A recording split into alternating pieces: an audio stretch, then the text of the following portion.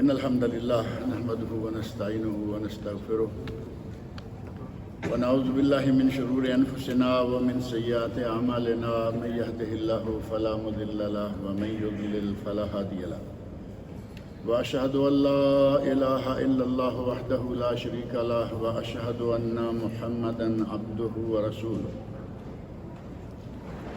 أما بعد فإن خير الحديث كتاب الله وخير الهدي هدي محمد صلى الله عليه وسلم وشر الأمور محدثاتها وكل محدثة بدعة وكل بدعة ضلالة وكل ضلالة في النار.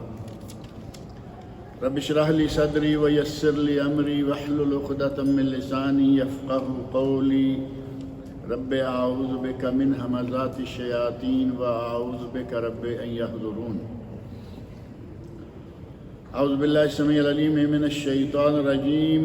واذن في الناس بالحج ياتوك رجالا وعلى كل ضامر ياتين من كل فج عميق ليشهدوا منافع لهم ويذكروا اسم الله في أيام معلومات على ما رزقهم من بهيمة الأنعام فكلوا منها وأطعموا البائس الفقير. وقال وأطعموا القانع والمعتر.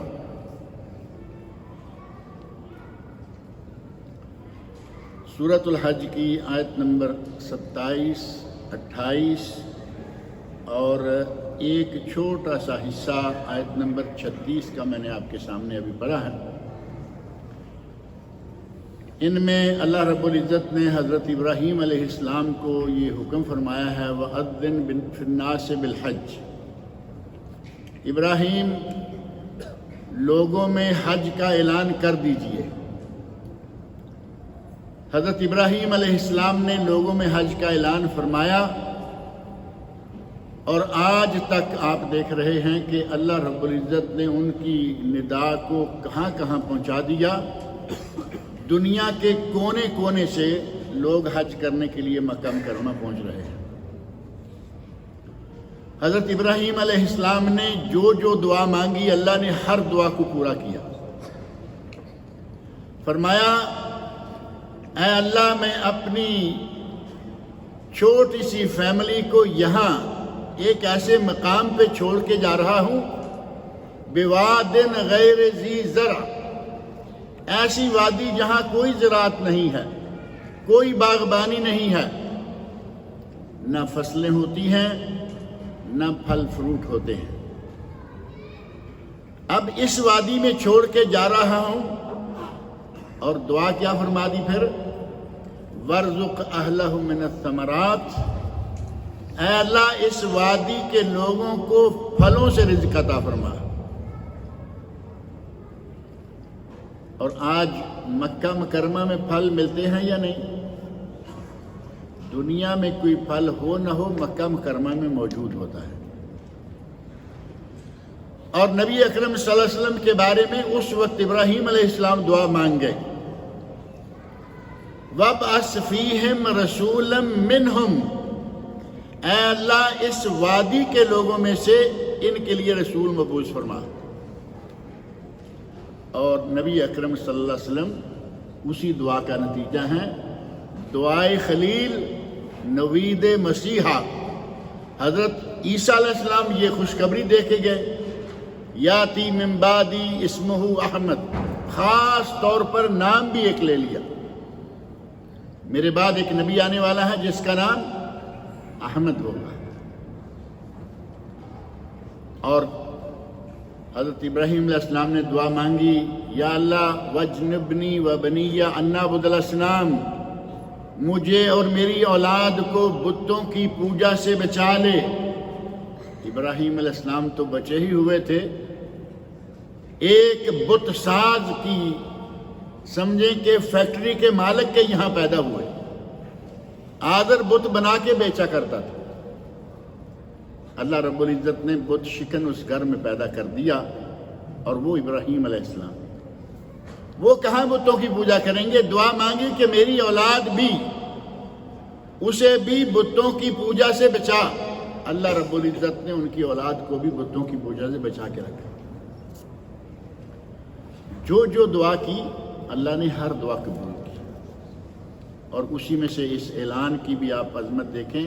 ایک دعا یہ بھی فرمائی تھی کہ یا اللہ لوگوں کے دل اس خانہ کعبہ کی طرف جو بیت اللہ ہم نے تعمیر کیا ہے، لوگوں کے دل اس گھر کی طرف اور اس وادی کی طرف پھیر دے۔ آج کوئی آ سکے یا نہ آ سکے یہ تو ظاہر ہے کہ ہر کسی کے ہاتھ میں نہیں ہے نا کہ وہ مکہ پہنچ جائے۔ پیسہ ہونے کے باوجود جب تک اللہ توفیق نہ دے آدمی نہیں پہنچ سکتا۔ بعض بڑی بڑی دولتوں کے مالک ہیں، توفیق نہیں ہے، مکہ نہیں آئے، ساری ساری عمر اسی طرح دنیا میں پیدا ہوئے، کماتے رہے، اپنے گھر والوں کے لیے چھوڑ کے دنیا سے سدھار گئے۔ گھر والوں کے چھوڑ کے لیے خود کتنا آدمی کھا لیتا ہے، اور مرنے کے بعد کوئی شخص اپنے ساتھ کچھ لے جا نہیں سکتا، لیکن بیت اللہ دیکھنے کی توفیق نہیں ہوتی۔ اور یہاں اس ملک کے اندر رہتے ہوئے، باہر کے ملکوں کو تو ویزے کے مسئلے ہیں کہ ویزا، یہاں اس ملک میں رہتے ہوئے کتنے بد نصیب ایسے ہیں، وہ یہاں کے ہوں یا باہر سے آئے ہوئے ہوں، ساری عمر گزر گئی، حج نہیں کیا، عمرہ نہیں کیا، کچھ نہیں کیا، پتہ ہی نہیں کہ حج بھی کوئی چیز ہے۔ ابراہیم علیہ السلام کی دعا میں یہ گنجائش موجود ہے کہ اے اللہ ہر شخص تو اس بیت اللہ کی طرف کھینچا ہوا نہیں آئے گا، لیکن لوگوں میں سے اب کافر بھی نکل گئے اور کچھ اس قسم کے بد نصیب بھی نکل گئے کہ جن کا دل بیت اللہ کی طرف نہیں کھینچا جاتا۔ اللہ رب العزت نے حضرت ابراہیم خلیل علیہ السلام کی دعائیں قبول فرمائیں۔ ابراہیم علیہ السلام کی وفاؤں کو اللہ رب العزت نے یہ درجہ دیا۔ ابراہیم علیہ السلام کو اللہ تعالیٰ نے آزمایا، تو لمبا موضوع ہے، کن کن باتوں میں آزمایا؟ بیٹے کو چھوڑاؤ، کہاں چھوڑ کے؟ ابراہیم علیہ السلام کو نمرود نے آگ میں ڈالا، تیار ہو گئے یا توحید کو چھوڑ دیا؟ تیار ہو گئے۔ بیوی ساتھ ہیں، ایک ظالم کے ہاتھوں آزمائے گئے، اللہ رب العزت نے بیوی کو محفوظ رکھا اور اس ظالم سے ان کی جان بچائی۔ قدم قدم پر آزمائشیں آئیں۔ ابراہیم علیہ السلام کو اللہ رب العزت نے فرمایا کہ ہم نے وَإِذِ ابْتَلَىٰ إِبْرَاهِيمَ رَبُّهُ بِكَلِمَاتٍ، ابراہیم علیہ السلام کو ان کے رب نے کچھ آزمائشوں میں ڈالا، فَأَتَمَّهُنَّ، ابراہیم علیہ السلام ان آزمائشوں میں پورے اترے۔ اللہ رب العزت نے فرمایا انی جاعلک للناس اماما، ابراہیم تمہاری اس وفاؤں کا نتیجہ یہ ہے کہ ہم تجھے پوری دنیا کا امام بنا دیتے۔ کسی مسجد کا امام نہیں، کسی علاقے کا امام نہیں، کسی ملک کا امام نہیں، بلکہ اللہ رب العزت نے فرمایا انی جاعلک للناس اماما، میں تمہیں لوگوں کے لیے امام بنا رہا، اور لوگوں میں ساری دنیا کے لوگ، کوئی ملک کی تحدید نہیں، پابندی نہیں، کوئی حد بندی نہیں، ساری دنیا کا اللہ رب العزت نے حضرت ابراہیم علیہ السلام کو امام بنایا۔ لیکن کیوں؟ بیٹے کی قربانی مانگی اللہ نے، اور بیٹا قربانی کے لیے تیار ہو گیا، والد قربانی کرنے کے لیے تیار ہو گیا۔ آج کل حضرت ابراہیم علیہ السلام کی یاد قدم قدم پر آئے گی۔ آدمی گھر سے بکرا خریدنے کے لیے نکل رہا ہے، یاد آئے گی یا نہیں کہ میں کیوں جا رہا ہوں؟ قربانی کے لیے بکرا لا رہا ہوں۔ کیوں؟ ابراہیم علیہ السلام نے اپنے بیٹے کی قربانی کی تیاری کی، اللہ رب العزت نے آسمان سے ان کے لیے جانور بھیج دیا۔ وَفَدَيْنَاهُ بِذِبْحٍ عَظِيمٍ، اللہ رب العزت نے ذبح عظیم قربانی اسماعیل کے لیے فدا کر دی۔ آج ہم قربانی خریدن جائیں، ابراہیم علیہ السلام کی یاد، حاجی طواف کریں گے، مقام ابراہیم، ابراہیم علیہ السلام کی یاد،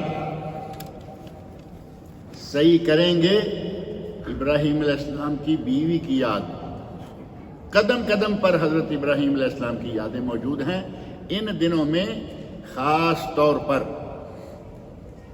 اور ان دنوں کو نبی اکرم صلی اللہ علیہ وسلم نے بڑا مقام عطا فرمایا۔ پچھلے جمعہ یہ بات ہوئی تھی کہ اللہ رب العزت نے ان دنوں کی قسم کھائی ہے، والفجر ولیال عشر والشفع والوتر، عید رات، عید کی رات کی قسم، یوم عرفہ 9 تاریخ کی قسم، ان سارے دنوں کی، ولیال عشر، ان سارے 10 دنوں کی قسم۔ یہی وجہ ہے کہ اہل علم نے کہا رمضان المبارک کا عشرہ اخیر جو ہے اس کی راتیں افضل، کیونکہ ان میں لیلۃ القدر ہے، لیلۃ القدر خیر من الف شہر، اور دن علی الاطلاق یہ ذو الحج کے 10 دن افضل ہیں۔ ان 10 دنوں کے مقابلہ میں پورے سال کے کوئی دوسرے دن نہیں آتے۔ ان دنوں میں یوم عرفہ ہے، وہ عرفہ جس کا ایک روزہ رکھنے سے 2 سالوں کے گناہ معاف ہو جاتے ہیں۔ 1 سال گزشتہ اور 1 سال آئندہ۔ اب گزشتہ کی تو سمجھ آتی ہے کہ بھائی جو گناہ کیے تھے وہ بخش دیے گئے، آئندہ کا کیا ہو ہمیں تو معلوم نہیں کہ ہم کیا کرنے جا رہے ہیں، لیکن جسے معلوم ہے وہی معاف بھی کرے گا۔ اسے معلوم ہے کہ یہ کیا کرنے جا رہا ہے، اس نے 1 سال کے گناہ پہلے سے ہی معاف کر دیے کہ جاؤ۔ اب اس کا مطلب یہ بھی تو نہیں ہے کہ آدمی دلیر ہو جائے، عرفہ کا روزہ رکھ لیا ہے اگلا سال اب ہمارا ہے، ایسا نہیں۔ اللہ رب العزت اس سے کبیرہ گناہ کرنے کی طاقت ہی چھین لیتا ہے کہ وہ کبیرہ گناہ کر ہی نہ پائے۔ یہ ہے آئندہ سال کے گناہوں کی معافی، اور گزشتہ کی تو سمجھ آتی ہے نا۔ ان دنوں کو نبی اکرم صلی اللہ علیہ وسلم نے پورے سال کے تمام دنوں سے افضل قرار دیا اور فرمایا ما من ایام العمل الصالح فیہن، کوئی ایسے دن نہیں ہیں جن میں کیا گیا عمل ان دنوں میں کیے گئے عمل سے افضل ہو، احب الی اللہ من هذه الایام العشر، اللہ کو ان دنوں میں کیے گئے عمل سے زیادہ پیارا ہو کوئی ایسا دن نہیں ہے۔ اگر آپ 1 ریال ان دنوں میں خرچ کرتے ہیں، رمضان المبارک میں بھی وہ ریال خرچ کریں گے تو وہ ثواب نہیں ہوگا۔ اگر آپ ان دنوں میں مریض کی عیادت کرتے ہیں، رمضان میں بھی عیادت کریں گے وہ ثواب نہیں ہوگا۔ آپ ان دنوں میں 2 نفل پڑھتے ہیں، رمضان میں وہ 1 رات چھوڑ کے جو لیلۃ القدر ہے، رمضان میں بھی آپ وہ 2 رکعتیں پڑھیں گے، اس کا ثواب ان 2 رکعتوں کے برابر نہیں ہوگا۔ حتیٰ کہ نبی صلی اللہ علیہ وسلم فرمایا ما من ایام العمل الصالح فیہن، کوئی دن ایسا نہیں ہے کہ جس میں کیا گیا عمل ان دنوں کے عمل کے مقابلے میں آ جائے۔ اور تفصیلی حدیث آپ کے سامنے گزشتہ جمعہ میں رکھی گئی تھی، صحیح بخاری ابو داؤد کی حدیث ہے۔ صحابہ کہتے ہیں یا رسول اللہ جہاد بھی نہیں، فرمایا جہاد بھی نہیں۔ آپ اندازہ کرو کہ ان دنوں میں کیے گئے ہر عمل کو جہاد سے بھی افضل قرار دیا گیا، لیکن اگر ایک آدمی فرمایا الا رجل خرج بنفسہ ومالہ، آدمی اپنے مال اور جان کے ساتھ میدان میں اترا، فلم یرجع من ذلک بشیء، اور دونوں میں سے کچھ واپس نہ لایا، مال بھی ختم اور جان بھی اللہ کی راہ میں قربان، اس آدمی کا عمل ان دنوں میں کیے گئے عمل سے زیادہ افضل ہے، ورنہ دوسرا کوئی عمل ان سے بہتر نہیں۔ لہذا کوشش کریں کہ ان دنوں میں بھاگ دوڑ کر کے، پہلے بھی ہم نمازیں تو پڑھتے ہی ہیں نا، لیکن ان دنوں میں کوشش کریں اشراق کی 2 رکعتیں پڑھ لی، 2 4 6 8 رکعتیں صلاۃ الضحیٰ جس کو نماز چاشت کہتے ہیں، 9 10 11 بجے یہ نماز پڑھ لیں۔ کم از کم فرض نمازیں پڑھیں پوری اور باجماعت پڑھ لیں، یہ بھی بہت بڑا عمل ہے۔ ہم فرض نمازیں تو پڑھتے ہیں یقیناً، لیکن کبھی آگے کبھی پیچھے، کبھی باجماعت کبھی بے جماعت۔ کوشش کریں کہ ان دنوں میں فرض نمازیں جو ہیں وہ باجماعت ادا ہوں۔ صحیح مسلم میں حدیث ہے، نبی اکرم صلی اللہ علیہ وسلم ارشاد فرماتے ہیں ما من امرئ مسلم تحضرہ صلاۃ مکتوبہ، اگر کسی مسلمان کو فرض نماز کا وقت پا لے، فرض نماز آ گئی اور اس نے کیا کیا، فَيُحْسِنُ وُضُوءَهَا، اس نے بہترین طریقے سے وضو کیا، وَخُشُوعَهَا، پورے دل کے ساتھ اللہ کے ساتھ لو لگا کے اس نماز کو ادا کیا، وَرَكُوعَهَا، اس کے رکوع سجود پورے کیے۔ کوے کی طرح ٹھونگے مارنے یا مرغے کی طرح ٹھونگے مارنے کا انداز اختیار نہیں کیا، إِلَّا كَانَتْ كَفَّارَةٌ لِمَا قَبْلَهَا مِنَ الذُّنُوبِ، اس کے پہلے سارے گناہ اللہ تعالیٰ اس ایک نماز کے ذریعے معاف کر سکتا ہے۔ ایک چھوٹی سی ساتھ شرط لگا دی، مَا لَمْ يُؤْتِ كَبِيرَةً، شرط یہ ہے کہ کبیرہ گناہ کا ارتکاب اس نے نہ کیا، قتل نہ کیا ہو، ڈاکہ نہ ڈالا ہو، زنا نہ کیا ہو۔ جتنے بھی کبیرہ گناہ ہیں ان کو چھوڑ کر ہر صغیرہ گناہ اللہ تعالیٰ معاف کر دیتا ہے۔ اور یہ صرف ایک دن کے لیے نہیں، وَذَلِكَ الدَّهْرَ كُلَّهُ، یہ ہمیشہ کے لیے ہے۔ اب ان دنوں میں اور ثواب بڑھ گیا، ہمیشہ کے لیے تو یہ ہے ہی ہے، ان دنوں میں آ کر اجر و ثواب جو ہے وہ اور بڑھ جائے گا۔ اور کوشش کریں کہ باجماعت بھی ہو اور صف اول بھی مل جائے۔ صف اول مل جائے تو نبی اکرم صلی اللہ علیہ وسلم کی ایک حدیث ہے، آپ ارشاد فرماتے ہیں کہ صف اول کے نمازیوں پر فرشتے رحمت کی دعائیں بھیجتے ہیں۔ صف اول کے نمازیوں پر فرشتے رحمتیں بھیجتے ہیں، بھیجتے اللہ کی طرف سے ہیں، دعائیں مانگتے ہیں کہ یا اللہ ان لوگوں پر رحمت فرما۔ کوشش کر کے صف اول میں آئیں، فرض نمازیں ادا کریں، اور قلبی یا بدنی یا مالی ہر طرح کی عبادت ادا کرنے کی کوشش کریں ان دنوں میں۔ قلبی عبادتیں کیا ہیں؟ دل میں اخلاص، مختصر اخلاص بہت ہی قیمتی چیز ہے۔ اگر اخلاص ہے تو عمل قبول، اور اگر اخلاص نہیں ہے تو عمل نامقبول بلکہ گناہ۔ اخلاص کا برعکس کیا ہے، اپوزٹ کیا ہے؟ ریاکاری۔ ریاکاری کو نبی صلی اللہ علیہ وسلم نے شرک اصغر، شرک قرار دیا لیکن چھوٹا۔ اب شرک جو ہے وہ تو ظاہر ہے کہ گناہ ہے، بہت بڑا گناہ ہے۔ نبی صلی اللہ علیہ وسلم نے ریاکاری کو، آدمی کسی بھی کام کے لیے ریاکاری کرے،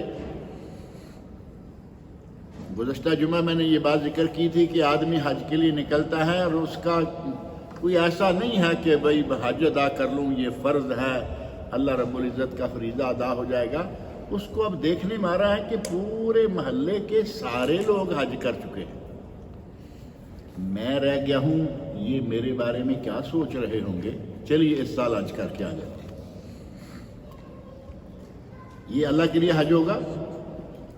یہ محلے داروں کو راضی کرنے کے لیے، جان پہچان والے لوگوں کو راضی کرنے کے لیے، یا ان کے طعن و تشنیع سے بچنے کے لیے حج ہے۔ پورے اخلاص للہ کے ساتھ کوئی بھی عبادت ادا کریں، اللہ رب العزت اسے قبول کرتا ہے۔ قلبی عبادتوں میں سے اخلاص، قلبی عبادتوں میں سے تکبر کو چھوڑیں۔ قلبی عبادتوں میں سے نفاق، دل کے اندر نفاق موجود ہے، وہ تو مسلمان ہی نہیں رہے گا۔ زبان سے لا الہ پڑھ رہا ہے اور بغل میں چھری بھی ہے، اوپر سے مسلمان ہے، اندر سے منافق ہے۔ منافق کا درجہ کافر سے بھی زیادہ بدتر ہے۔ کافر کو مطلق جہنم کی سزا کا بتایا گیا ہے کہ جہنم میں ہوں گے، لیکن منافق کے بارے میں فرمایا گیا ان المنافقین فی الدرک الاسفل من النار، منافق جہنم کے گہرے ترین گڑھے میں ہوں۔ تو یہ جتنی قلبی عبادتیں ہیں یا جتنے قلبی گناہ ہیں، گناہوں سے بچیں، عبادتیں ادا کریں۔ اور جہاں تک تعلق ہے بدنی عبادات کا، اس میں نماز ہے، مریض کی عیادت کے لیے آپ جاتے ہیں، مزاج پرسی کے لیے جاتے ہیں، جنازے میں شرکت کرتے ہیں۔ یہاں جنازہ تقریباً ہر جمعہ ہوا کرتا ہے، الحمدللہ آج نہیں۔ الحمدللہ کہنا مناسب ہے یا نہیں؟ بھائی ہمارے ثواب کے لیے کسی کے گھر کا جی مار دیں، یہ کوئی بڑی بات ہے کہ ہمیں ثواب ملے گا؟ الحمدللہ آج یہاں جنازہ نہیں ہے، ہمیں ثواب ہو نہ ہو الحمدللہ خیریت ہے، باہر مسجد کے باہر خیریت ہے۔ کتنے علاقے کے جنازے یہاں آتے ہیں، اس پورے علاقے میں الحمدللہ آج کوئی فوتگی نہیں ہوئی۔ جنازے میں شرکت کرے، قبرستان تک جائے، یہ بدنی عبادات میں سے، حج ہے بدنی عبادات اور مالی عبادت دونوں کا مجموعہ ہے۔ صدقہ بھی مالی عبادت، اور یہ حج بدنی، مالی اور اگر کہیں قلبی تو ساری عبادتوں کا مجموعہ، جو ان دنوں میں لوگ وہاں پہنچ گئے ہیں، اور یہاں خلیج کے لوگ جو ہیں وہ پہنچنے والے ہیں، پہنچ رہے ہیں، باہر والے لوگ بھی آ گئے، کوئی آ رہے ہیں۔ بہت ہی بڑا یہ عمل ہے، ساری زندگی میں ایک مرتبہ ہے، لیکن سارے گناہوں کو بہا لے جاتا ہے۔ قلبی عبادت اس میں، بدنی عبادت اس میں، اور مالی عبادت اس میں، ہر طرح کی عبادت کا یہ مجموعہ ہے۔ مالی عبادت میں سے ہمارے یہاں ایک نظریہ بنا ہوا ہے، اور وہ ہے سال میں زکوٰۃ نکالی اور اس کے پیسے جمع کر کے رکھ دیے۔ ابھی مثال کے طور پر کسی کے آدمی کی زکوٰۃ نکلی ہے 1,00,000 ریال، لوگوں کی الحمدللہ ملینز کے حساب سے زکوٰۃ نکلتی ہے، اللہ تعالیٰ ان کو اور دے، اور جن کے پاس کم ہے اللہ ان کو اور زیادہ دے۔ یہ تو ہمارے آپ کے سب کے کام کی بات تھی، 4 لوگوں کی آواز آئی آمین پر۔ میں نے کہا جن کے پاس ملینز زکوٰۃ نکلتی ہے اللہ ان کو دے، اور جن کے پاس کم ہے اللہ ان کو بھی دے۔ ابھی کام کچھ بات بنی ہے۔ جس کی زکوٰۃ میں مثال کے طور پر لیتا ہوں 1,00,000 نکلی ہے، 1,00,000 زکوٰۃ نکلی، اس نے ایک طرف رکھ دیے۔ اب ان میں سے 12 مہینے کی 1,000 کے حساب سے تنخواہ لگا دی فلاں کزن کی، وہ کزن لڑکی ہے، لڑکا ہے، بیوہ ہے، کوئی بھی ہے، اور اسی میں سے رکھا کہ اس سال ہمارے فلاں لوگ شادی کرنے والے ہیں اپنی بیٹی کی، اس کے لیے یہ ایک طرف کر دی۔ کبھی کبھی ہم سے سکول والے بھی کچھ مطالبہ کرتے ہیں کہ بھائی فیسیں لوگوں کی جن کی نہیں ہوتی، ان کی فیسیں ادا کرنے کے لیے ہمیں کچھ دے دو، اس کے لیے کچھ الگ کر کے رکھ لیا۔ اب یہ سال میں سے صرف ایک مرتبہ جو زکوٰۃ نکالی ہے یہ وہ ہے۔ اب 1,00,000 کو پورا سال اب جگہ جگہ بانٹیں گے، آپ یقین جانیں کہ ان جگہوں میں سے اگر میں کہوں کہ کوئی بھی جائز اور صحیح نہیں ہے، کیونکہ بنیادی طریقہ ہی صحیح نہیں ہے۔ آج آپ پر زکوٰۃ فرض ہو گئی، آج کل پرسوں ہفتہ 10 دن کے اندر زکوٰۃ نکال دیں، اپنے گھر سے، اپنے اکاؤنٹ سے، اپنی جیب سے نکال کے تقسیم کر دیں، یہ ہے طریقہ۔ اور اگر کسی نے کسی کی تنخواہ لگانی ہے تو اس کو اگلے سال کی زکوٰۃ نکالے، ایڈوانس زکوٰۃ نکالے، اس میں سے تنخواہ لگائے۔ مال اللہ کا ہے، اب تم خواہ دوسرے پہ اپنا زور ڈال رہے ہو کہ لو جی میں ان کو ہر مہینے تنخواہ دیتا ہوں۔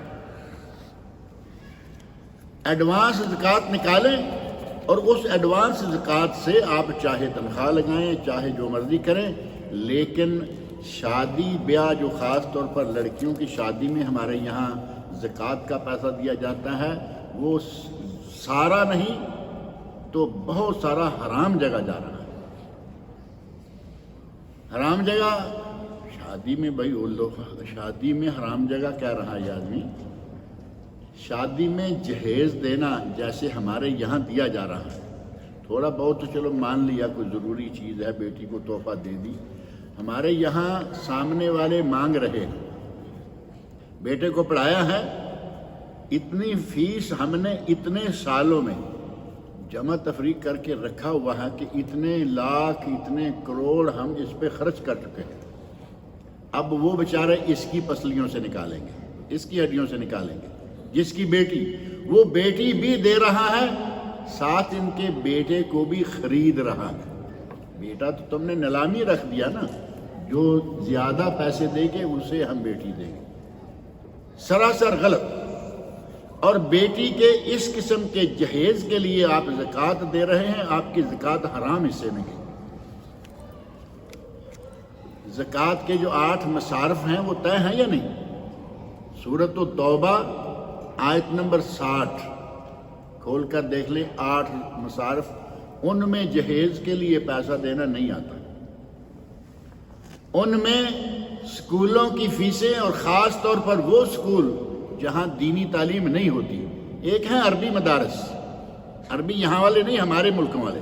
یہاں تو زیادہ تر ہیں سعودی عربی ہے نا. عربی مدارس جو دینی تعلیم دیتے ہیں ان میں زکوٰۃ لگتی ہے، اور جہاں فیسیں باقاعدہ لگتے ہیں، صرف انگریزی اور یہ اور وہ ہی پڑھایا جاتا ہے، اور جن کے پڑھے ہوئے لوگوں کو بول و براز کے آداب تک نہیں آتے، بابو بنتے ہیں، انگریز بن کے نکلتے ہیں، ان میں زکوٰۃ دینا سراسر حرام. ہمارے وہاں بھی زکوٰۃ جا رہی ہے. ایک سال میں اس زکوٰۃ سے کیا کیا کریں گے؟ لو جی، ہماری قبرستان کی دیوار گرنے کو قریب ہے، اس سال ہم وہ بھی صحیح کرا دیں گے زکوٰۃ کے پیسے سے.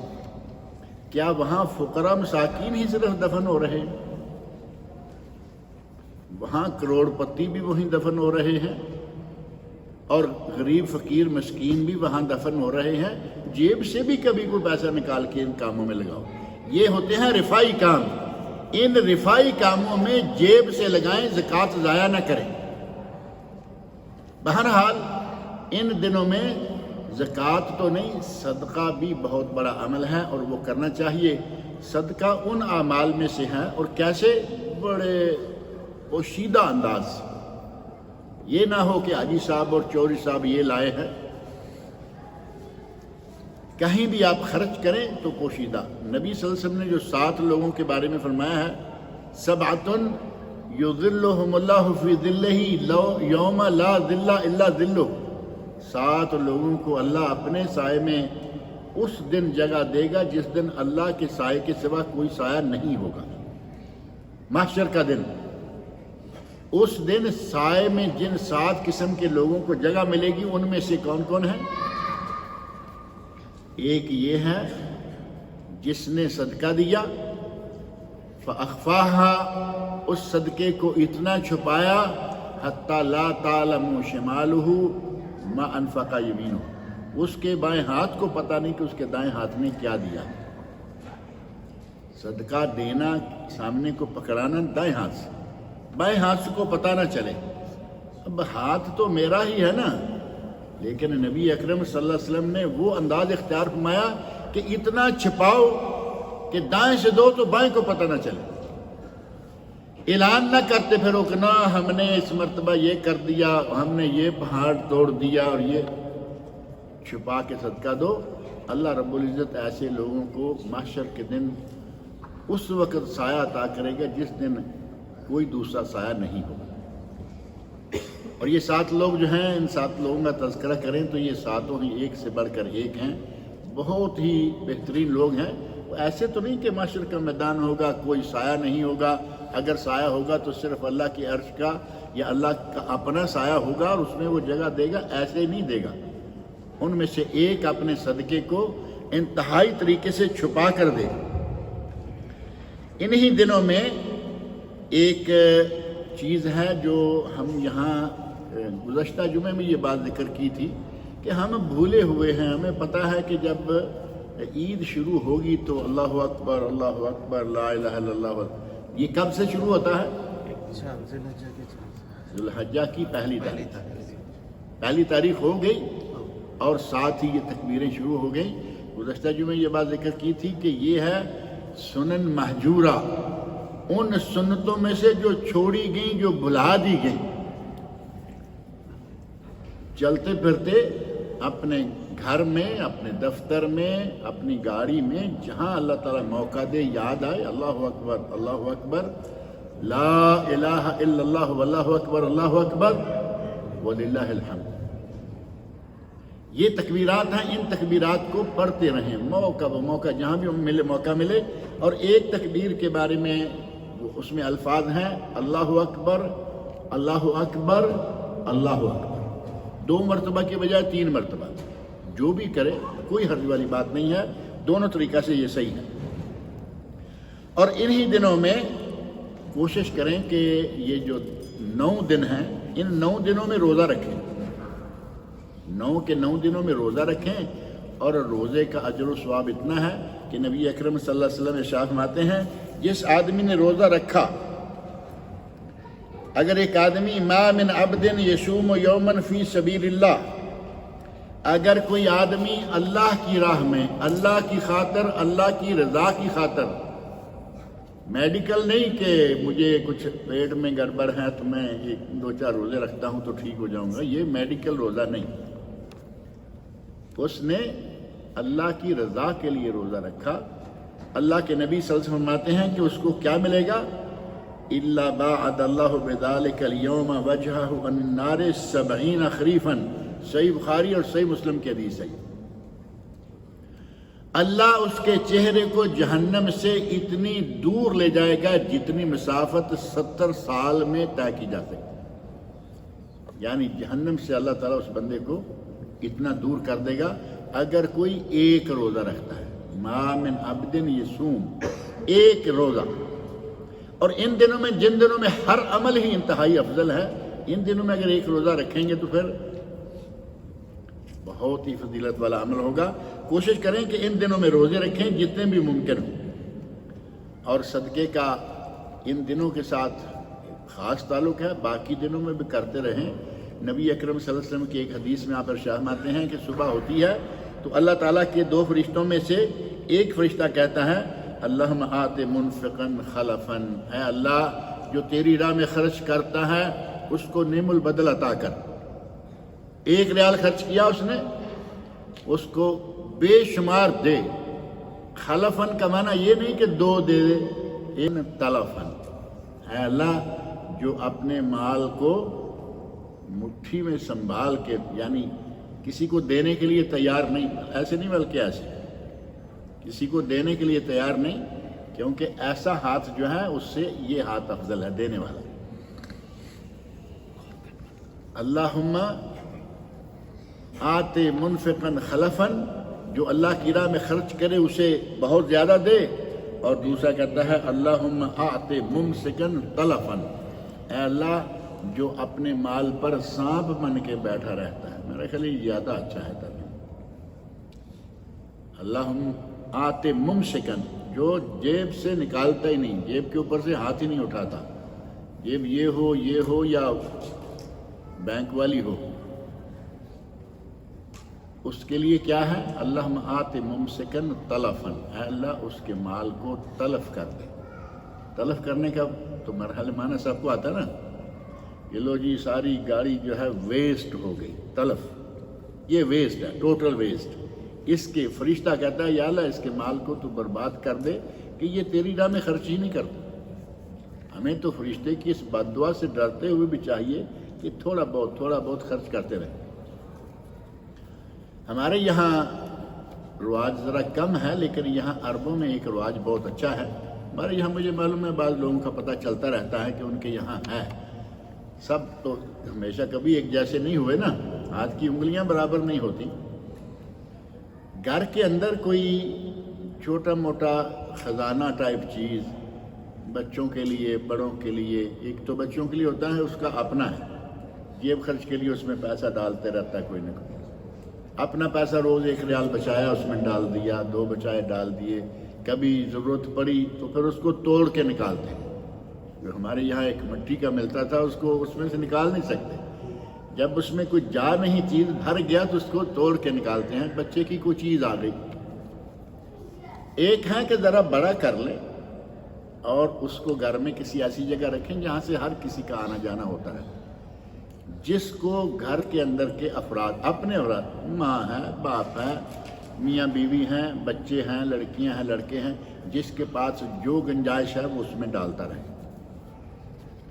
اور تھوڑے عرصے کے بعد اسے کھولیں اور اس میں جو کچھ ہے ضرورت مند کو مہیا کر دیں۔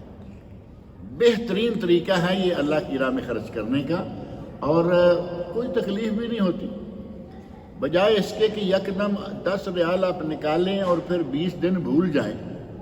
1 ریال نکالیں، اس میں ڈالیں اور عمل مسلسل رہے، تو نبی اکرم صلی اللہ علیہ وسلم فرماتے ہیں احب الاعمال الی اللہ ادومھا وان قل، اللہ کو بہت پیارا ہے وہ عمل جو مسلسل ہو، چاہے چھوٹا ہی کیوں نہ، ادومھا دائمی ہو، چاہے چھوٹا ہی کیوں نہ ہو۔ اس طریقہ کو اختیار کرنے کی کوشش کریں جہاں تک ہو سکے، یہ بہت ہی اہم اور بہت ہی اچھا عمل رہتا ہے۔ اور نبی اکرم صلی اللہ علیہ وسلم فرماتے ہیں قیامت کے دن آدمی فی ظل صدقتہ حتی یقضی بین الناس،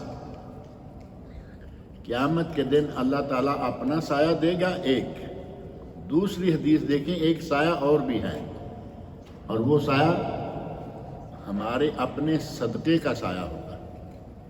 نبی صلی اللہ علیہ وسلم کا ارشاد ہے آدمی اپنے صدقے کے سائے میں، صحیح ابن حبان، ابن خزیمہ، مسند امام احمد اور مسند ابو یعلا، حدیث کی ان 4 کتابوں میں اور ان کے علاوہ بعض کتابوں میں یہ حدیث موجود ہے کہ بندہ اپنے صدقے کے سائے میں ہوگا، کب تک؟ حتی یقضی بین الناس، یہاں تک کہ لوگوں کے درمیان فیصلہ ہو جائے، یعنی محشر کا دن۔ اور وہ محشر کا دن کتنا ہے؟ کتنے سالوں کا ہے؟ 50,000 سال کا، اپنے سائے میں، اپنے جتنے دیر یہاں رکنا ہے، اللہ نے حکم دیا جاؤ جنت میں جاؤ مزے کرو، بات ختم ہو گئی۔ لیکن اگر رکنا ہے تو جس آدمی کو آخر دم تک، جب تک سارے لوگوں کا حساب نہ ہو جائے گا، وہ اپنے سائے میں رہے گا، اسے دھوپ نہیں، اسے کوئی تکلیف نہ ہوگی۔ کتنا فائدہ ہوگا یہ بھی، اور کوشش کریں کہ ان دنوں میں اللہ اکبر، الحمدللہ اور لا الہ الا اللہ، یہ 3 چیزیں نبی اکرم صلی اللہ علیہ وسلم فرماتے ہیں۔ مسند احمد اور سنن دارقطنی کی العلل صحیح سند سے ثابت ہے، فاکثروا فیہن، یہ جو 10 دن ہیں ان میں کیا کرو؟ کثرت کے ساتھ یہ الفاظ کہو، التحلیل لا الہ الا اللہ، اور التکبیر اللہ اکبر، التحمید الحمدللہ، الحمدللہ اللہ اکبر لا الہ الا اللہ، یا سبحان اللہ الحمدللہ اللہ اکبر لا الہ الا اللہ۔ اللہ کو انتہائی پیارے کلمات ہیں یہ، سبحان اللہ الحمدللہ اللہ اکبر لا الہ الا اللہ۔ آپ نے ارشاد فرمایا ان 4 میں سے جس کو پہلے کہہ لو، یہ کوئی شرط نہیں ہے۔ 4 کلمے ہیں، سبحان اللہ الحمدللہ اللہ اکبر لا الہ الا اللہ، جو کلمہ چاہے پہلو کہہ لو، جو چاہو بعد میں کہہ لو، لیکن کہتے رہو، چلتے پھرتے اٹھتے بیٹھتے یہ سلسلہ چلتا رہے۔ اور ساتھ ہی ان دنوں میں، عام دنوں میں بھی تلاوت کی عادت تو ہے ہی، رمضان کے علاوہ ان 10 دنوں میں بطور خاص کوشش کریں کہ روزانہ کچھ نہ کچھ تلاوت جو ہے وہ ضرور ہو۔ اور حضرت ابوبکر صدیق رضی اللہ عنہ، حضرت ابوبکر صدیق رضی اللہ عنہ کا عمل جو ہے وہ انتہائی اعلیٰ عمل ہے۔ ہمیں چاہیے کہ کوشش کریں اگر ہو سکے تو حضرت صدیق رضی اللہ عنہ والے عمل کو پہنچیں۔ وہ عمل کیا تھا؟ صحابہ کرام بیٹھے ہوئے ہیں، آپ نے پوچھا تم لوگوں میں سے کوئی ایسا ہے جس نے آج من اصبح منکم اليوم صائما، آج کوئی ہے جس نے روزہ رکھا ہوا ہو؟ حضرت ابوبکر صدیق کہتے ہیں نا انا یا رسول اللہ، اے اللہ کے رسول میں نے روزہ رکھا ہوا ہے۔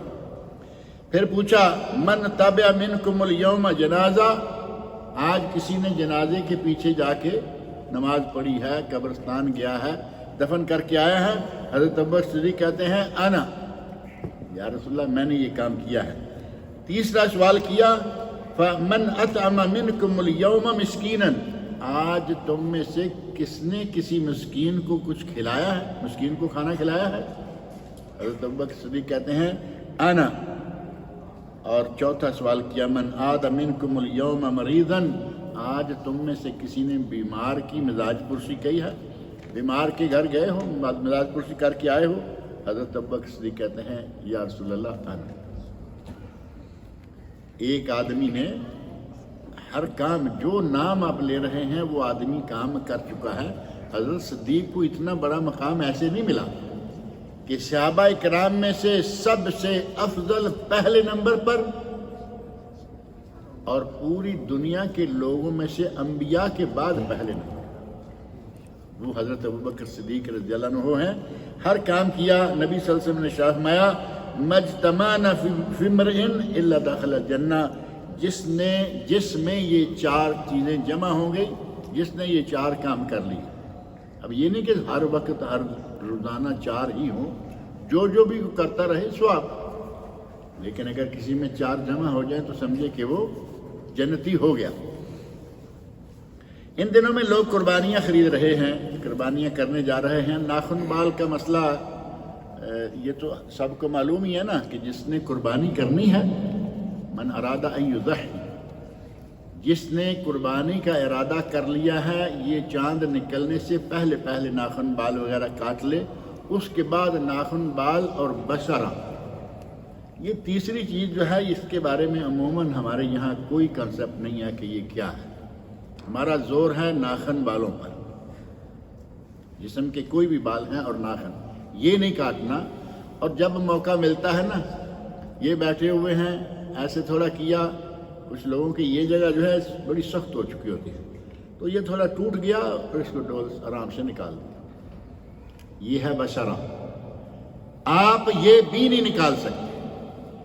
اور کچھ لوگوں کو کام کے نتیجے میں یا بعض موسم ایسے ہوتے ہیں، سال میں ایک موسم ایسا آتا ہے کہ یہاں چھوٹے پیس اٹھتے ہیں، وہ چمڑے کے پیس ہوتے ہیں، کوئی اور چیز نہیں ہے، کوئی جڑیں نہیں نکل آئی. وہ جڑیں بھی نکلیں گی تو اندر سے نکلیں گی نا، چمڑا شمار ہوتا ہے. اس کو بھی نہیں چھیڑنا. ان 10 دنوں میں بڑے آرام سے رہیں، نہ ناخن نہ بال اور نہ ہی چمڑا، کوئی چیز نہیں چھیڑنا.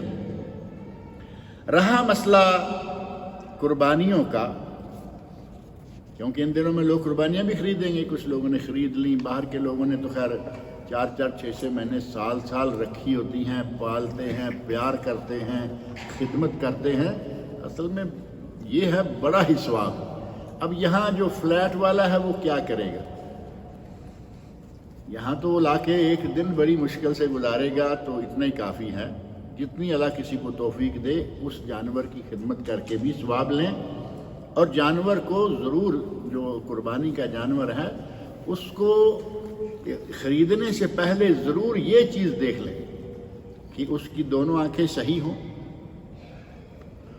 اس کے چاروں پاؤں صحیح ہوں، لنگڑا نہ ہو، کانا نہ ہو. اندھا تو خیر ہوگا نہیں، اندھا ہوگا تو پتہ ہی چلنا ہے، کانا بھی نہ ہو.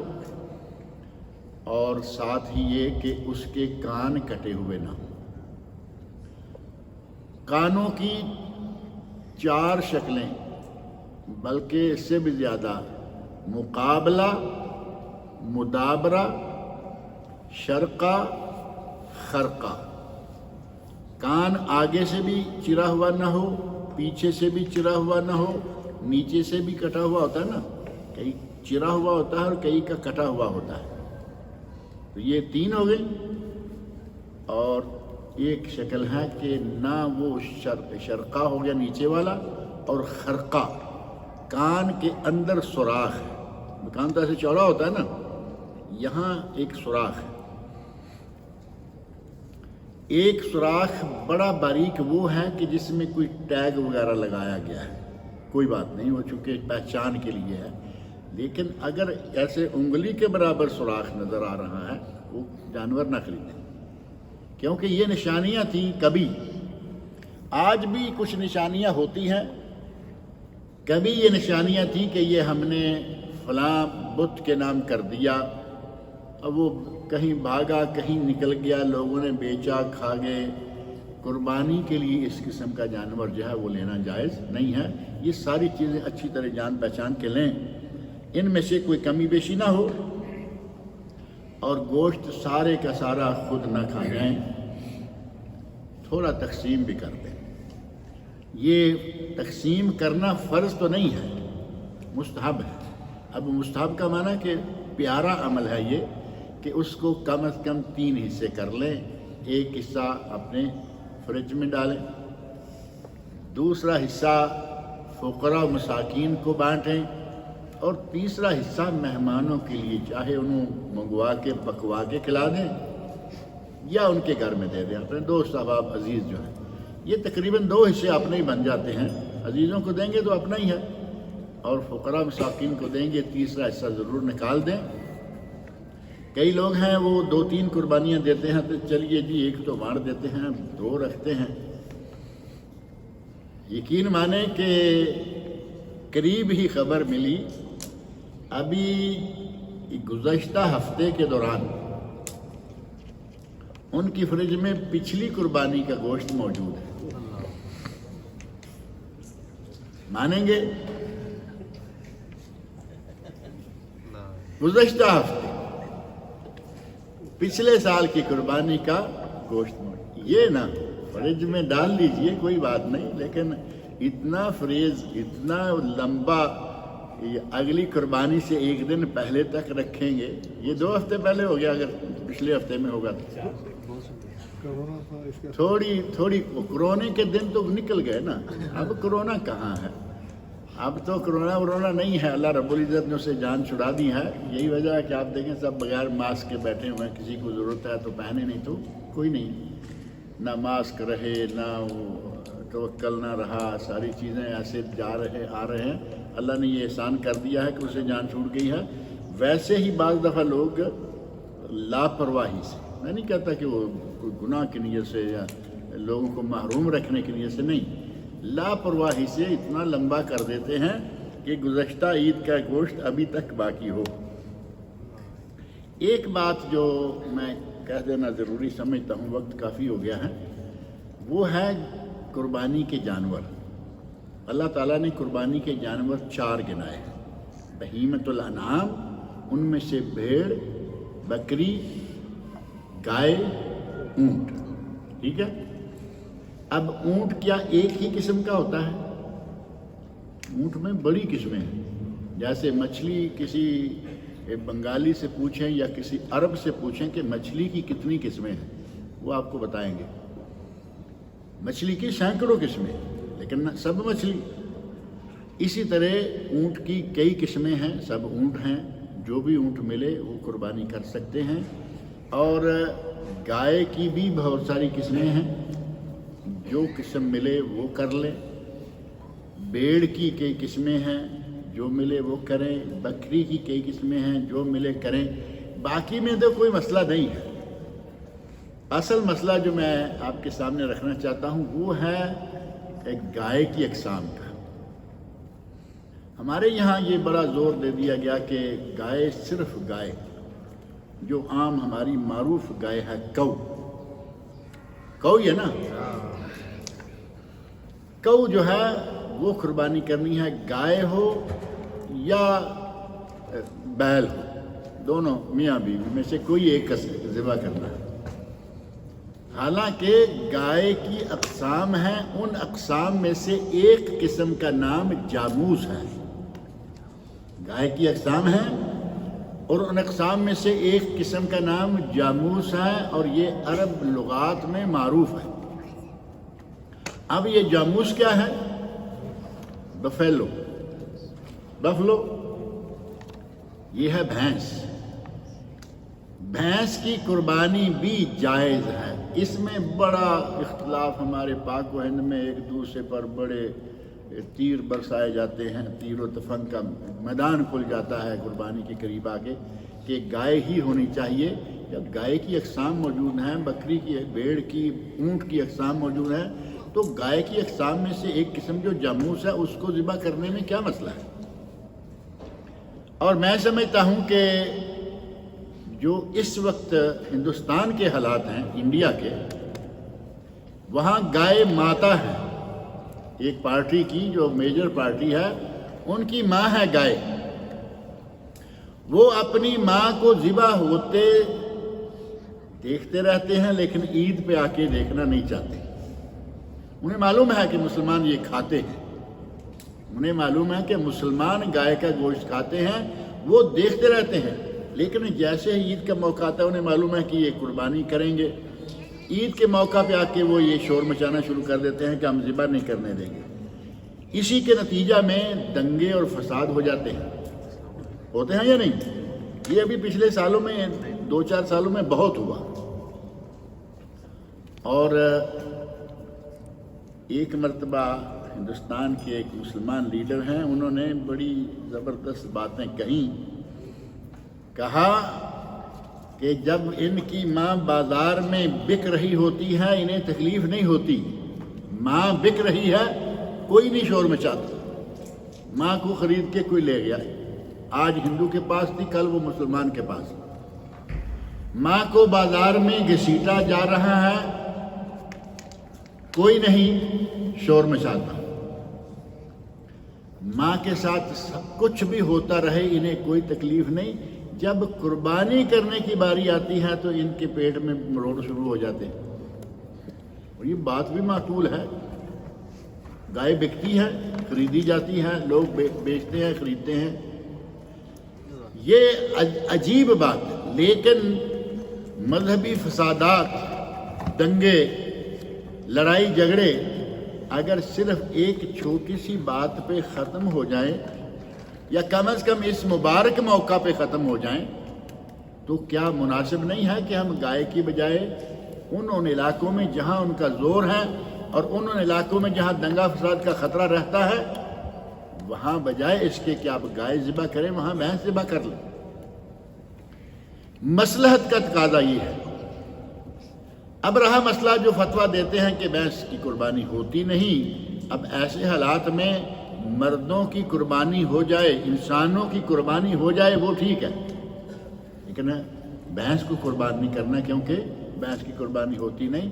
یہ فتویٰ یقیناً ہے، یہ اختلاف یقیناً ہے، لیکن بہت محققانہ بات جو بعض اہل علم نے ساری تحقیقات سے ذکر کی ہے وہ یہ ہے کہ بھینس گائے کی اقسام میں سے ہے۔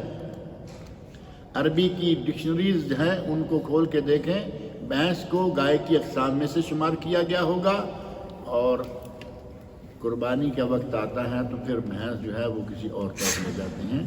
ایسا نہیں ہے، بھینس کی قربانی کر لیں، خاص طور پر ایسے موقعوں پہ تو فسادات اور دنگوں سے بچنے کے لیے بھینس کی قربانی کی جا سکتی ہے۔ اللہ تعالیٰ مجھے اور آپ سب لوگوں کو نیک عمل کی توفیق عطا فرمائے۔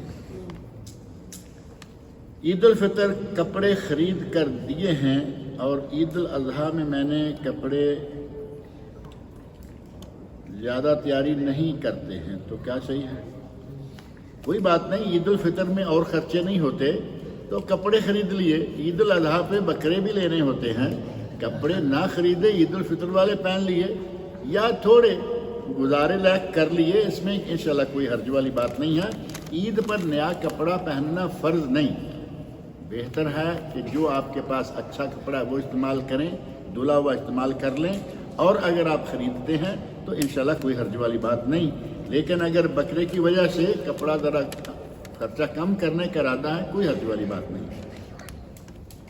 اگر بھائی لوگ وراثت میں بہنوں کا حصہ نہ دیں تو میں اپنے حصہ سے جو تناسب بنتا ہے دے کر بری ہو سکتا ہوں؟ بالکل ایسے ہے، آپ کے بھائیوں نے بہنوں کا حصہ نہیں نکالا، آپ کو یہ معلوم ہے کہ میرا حصہ کتنا بنتا ہے، اور میرے حصے میں سے اگر نکالا جاتا بہنوں کا تو اتنا بنتا تھا، آپ اتنا اپنی بہنوں کو دے دیں، اور جو بھائی نہیں دے رہے، دینے پر دنگا اور فساد کرنے پر تیار ہیں، لڑائیاں قتل و غارت تک ہو جاتی ہے، جن کے ذرا پیسے زمینیں وغیرہ زیادہ ہوتی ہیں، اگر وہ نہیں دیتے تو کوئی بات نہیں، آپ اپنا حصہ ادا کر بری ذمہ ہو سکتے ہیں۔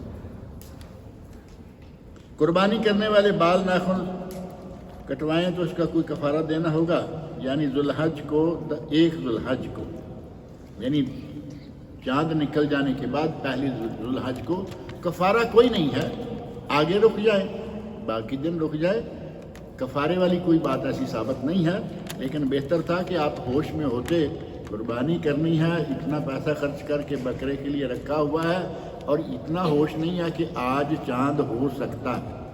29 تاریخ کو توقع ہوتی ہے نا کہ صبح چاند ہو جائے گا، رات کو چاند نظر آ جائے گا۔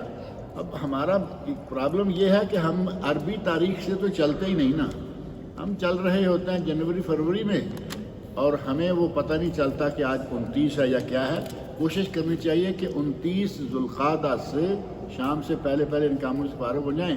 چاند ہو گیا الحمدللہ، نہیں ہوا اگلا دن پھر آپ کو مل گیا۔